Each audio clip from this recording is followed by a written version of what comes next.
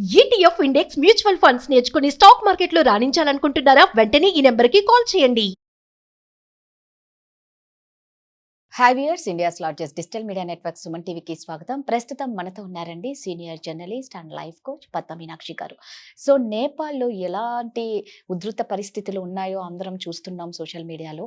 So అంటే ఒక corruption వల్ల సోషల్ మీడియాని బ్యాన్ చేశారు అని అంటున్నారు. సో దాని గురించి ఒక్కసారి పద్మ మీనాక్షితో మాట్లాడదాం. నమస్తే. నమస్తే రాధా. సో నేపాల్వి చూస్తే నిజంగా ఒకలాంటి భయభ్రాంతులకు గురయ్యేలాగుంది. ఒక కరప్షన్ని సోషల్ మీడియాలో అందరికీ చూపించినందుకు ఈరోజు సోషల్ మీడియాని బ్యాన్ చేయడం వల్ల యూత్ అంతా వెళ్ళి ఇలా చేస్తున్నారు అని అంటున్నారు. అసలు రీజన్ ఏంటి? ఎందుకు ఇలా చేస్తున్నారో, అలాంటి సిచ్యువేషన్స్ ఎందుకు వస్తున్నాయి? సిచ్యువేషన్స్ ఎందుకు వస్తున్నాయంటే ఇది ఓవర్ నైట్ జరిగింది కాదు. మీరు జాగ్రత్తగా చూస్తే నేపాల్ 200+ ఇయర్స్ రాచరిక వ్యవస్థలో ఉంది. వాళ్ళ డెమోక్రసీ చాలా యంగెస్ట్, 17 ఇయర్స్. 2008 నుంచే వాళ్ళకి ప్రజాస్వామ్యం వచ్చింది. ఇప్పుడున్న కరెంట్ పరిస్థితులు కానీ, లేకపోతే 30 మంది ఇంకా ఎక్కువ మంది పిల్లలు, యంగ్ యువత చనిపోవడం కానీ చాలా విషాదకరం. అవును. అయితే సోషల్ మీడియా బ్యాన్ చేయడం వలన ప్రొటెస్ట్స్ రాలేదు. మనం కొంచెం రూట్స్లోకి వెళ్ళాలి. నేపాల్ కరప్షన్లో చాలా ఎక్కువగా ఉంది. ఎందుకంటే మీరు ఇది నేను చెప్తున్న మాట కాదు, ట్రాన్స్పరెన్సీ ఇంటర్నేషనల్ అని ఒక ఆర్గనైజేషన్ ఉంటుంది. అది ప్రతి దేశంలో ఉన్న కరప్షన్ పర్సెప్షన్ ఇండెక్స్ సిపిఐ దాన్ని ర్యాంక్ చేస్తుంది. అందులో కూడా నేపాల్ కరప్షన్ ఎక్కువగా ఉన్న దేశాల్లో ఒకటి.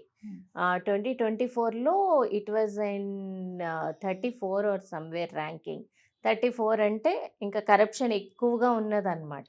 సో ఈ కరప్షన్ వల్ల ఎకానమీ గ్రోత్ లేదు, జాబ్స్ లేవు, యువతకి చదువుకుని ఏవేవో పనులకు గల్ఫ్ వెళ్ళడం, ఇవన్నీ ఇలా జరుగుతున్న నేపథ్యంలో అక్కడ జరుగుతున్నది ఏంటంటే చాలామంది పొలిటీషియన్స్ లేకపోతే ఈ సంపన్న వర్గాల వాళ్ళ పిల్లలు they are flaunting their wealth so on social media.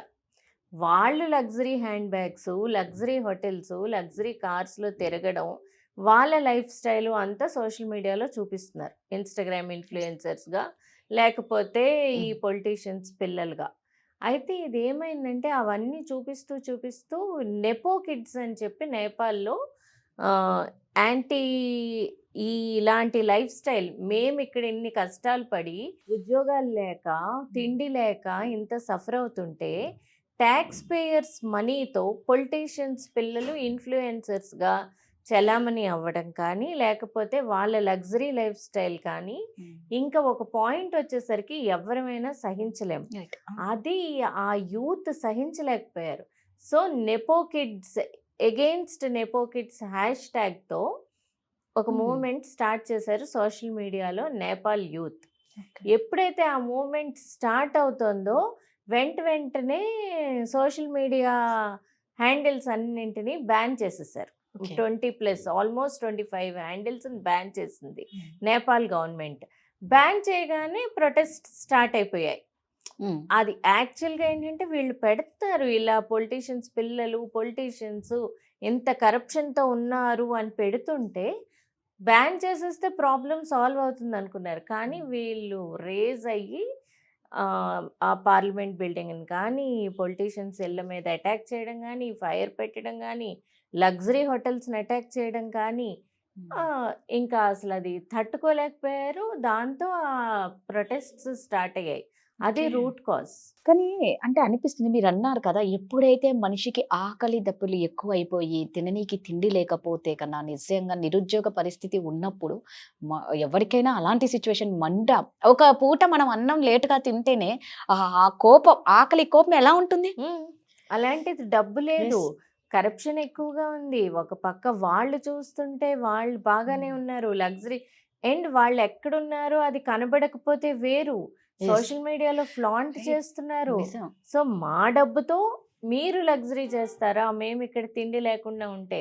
ఆ తిరుగుబాటు ఎప్పుడైనా ఎక్కడైనా ఏ దేశంలో అయినా వస్తుంది. యాక్చువల్గా ఒకటి కూడా విన్నాను పద్మ గారు, మీరే అన్నారు ఒక లవ్ వల్ల ఏదో ఇంట్లో ఫ్యామిలీ అంతా అది 2001లో అక్కడ నేపాల్ కింగ్డమ్ అది అంటే దానికి దీనికి సంబంధం లేదు మామూలుగా కానీ అంటే ఎలా ఉంటుంది ఎలా అనేది అక్కడ. ఉంటుంది అంటే అది యాక్చువల్గా ఏంటంటే 2001లో రాయల్ ఫ్యామిలీ అక్కడ వాళ్ళ రాయల్ బిల్డింగ్లో వాళ్ళంతా డిన్నర్ చేస్తుంటే వాళ్ళ కొడుకు వచ్చి ఆ, మొత్తం ఫ్యామిలీని అందరినీ షూట్ Shoot. చేసేసాడు. ఎందుకు అంటే అతను ప్రేమించిన అంటే మీడియాలో వచ్చిన న్యూసే, Yes, ఎందుకంటే అవును. మనం ఇండివిజువల్ గా వెరిఫై చేయలేం కదా.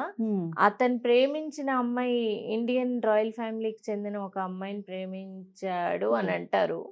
ప్రేమించిన అమ్మాయికి నో చెప్పారు పేరెంట్స్.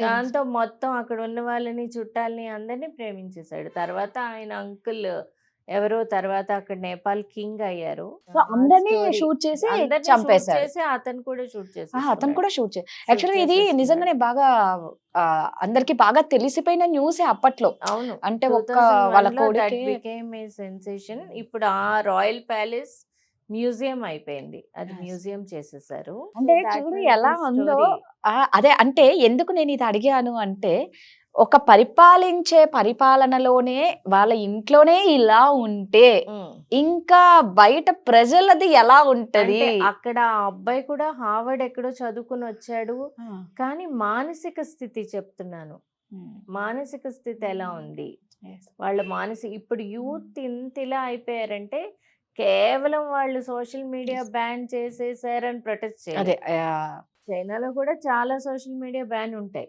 కానీ అక్కడేం ప్రొటెస్ట్ జరగలేదు. వాళ్ళ కమ్యూనిస్ట్ కంట్రీ మొదటి నుంచి అది వేరు.